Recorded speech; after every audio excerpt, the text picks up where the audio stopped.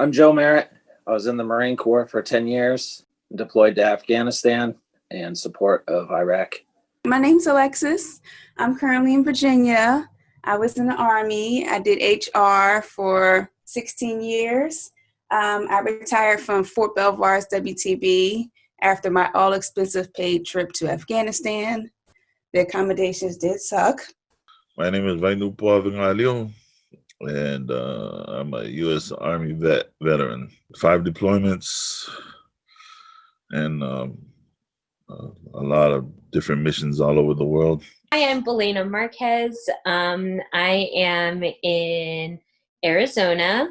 I retired from the U.S. Air Force last year as a public affairs officer. My name's Kim. I'm in Maryland. I was in the Army. I was a military police officer.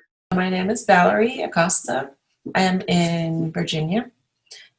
I am in the Air Force. I've been in for 18 and a half years. Hi, I'm Ann. I'm in Bethesda, Maryland, and I retired from the Army after 14 years of service. I flew helicopters for 6.5 years and did psychological operations for another 3. My name is Griff, and I'm in Kentucky. United States Army. I deployed to Afghanistan 3 times. I ended up retiring from the old guard. I'm Lupita, or Lupe. I live in Westminster, California, and I was in the U.S. Navy. I was medically retired after 10 years for PTSD. When I went to go get treatment is where I found writing workshops and art programs. At first, when I started doing the writing workshops at SEMA, I did not want to open up. I didn't even want to be at the writing class. I was so mad. I didn't want to write and had no desire to feel anything. I didn't think I had anything of value to say or write. I didn't think that anything that I would write would matter. I walked into Seema's room, and she is the weirdest person I've ever met. She had like 4 scarves, baggy clothes. There's paint on most of it. And I'm coming from the old guard where everything is very right dress. And here is this hot mess sitting at the head of the table with the biggest, most welcoming, sweetest, warmest smile I've ever seen. Immediately felt comfortable. And then we started writing, and the stuff that poured out of me in those workshops. Yeah. It was a way for me just to express my grief. I needed to get it out, and I had gone through a lot, and I didn't really want to share with anybody, but I was able to kind of get it out on paper. You can't always speak about things, but you can write about them. So it gives me a space to kind of process emotions and like do it in more of an indirect route. It helped a lot more than talking. At the time, I didn't even talk. It was easier to write and talk than it was to, or write and do art than it was to talk to my therapist. You don't have to write about what happened, but you can write around it, and you don't have to explain yourself.